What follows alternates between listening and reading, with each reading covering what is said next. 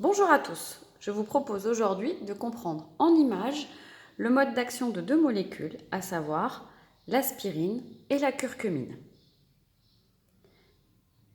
Vous avez ici à votre disposition tous les éléments de la légende à utiliser et je vous ai fait une modélisation. On va tout d'abord se replacer dans le contexte. Nous sommes au niveau donc de la réaction inflammatoire. La réaction inflammatoire est une réaction dite stéréotypée.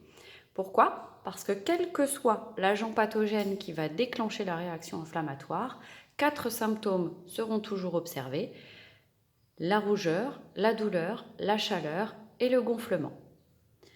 On est donc ici dans la situation où le macrophage, le mastocyte ou le granulocyte ont déjà été recrutés sur le site de l'inflammation. Avant de comprendre ce qui se passe pour l'aspirine et la curcumine, intéressons-nous d'abord à la situation normale des étapes de la réaction inflammatoire. Sous l'action des cytokines, donc des médiateurs chimiques de l'inflammation, vous allez avoir expression d'une enzyme à partir de l'ADN.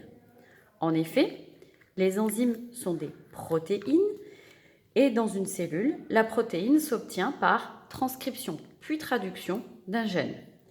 Vous avez ici localisé dans le noyau de la cellule le gène de l'enzyme COX.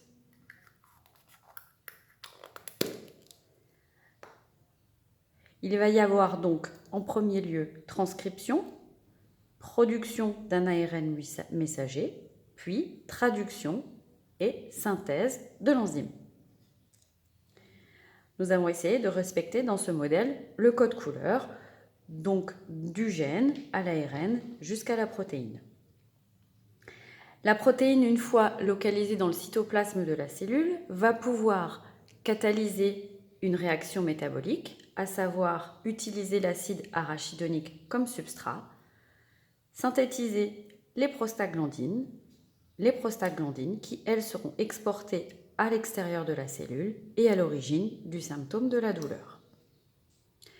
Que se passe-t-il dans le cas de l'utilisation de l'aspirine ?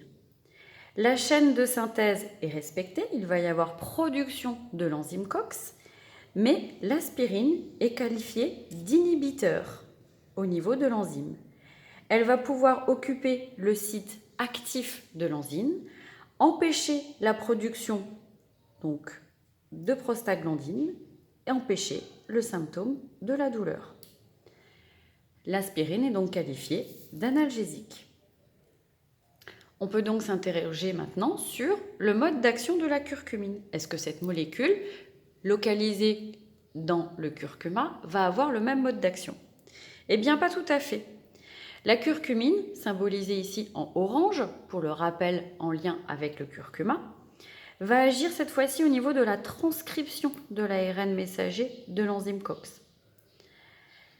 Cette molécule va inhiber cette fois-ci la synthèse de l'ARN messager. Il n'y aura pas production de l'enzyme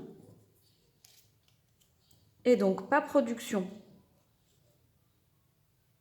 des prostaglandines et donc pas production de la douleur. Vous avez donc ici en schéma le mode d'action de ces deux molécules qui vont empêcher donc un des symptômes les plus désagréables de la réaction inflammatoire, à savoir la douleur. Maintenant, quelques recommandations quand même sont toutefois à prendre. Évitez l'automédication et respectez les doses prescrites. Merci à tous.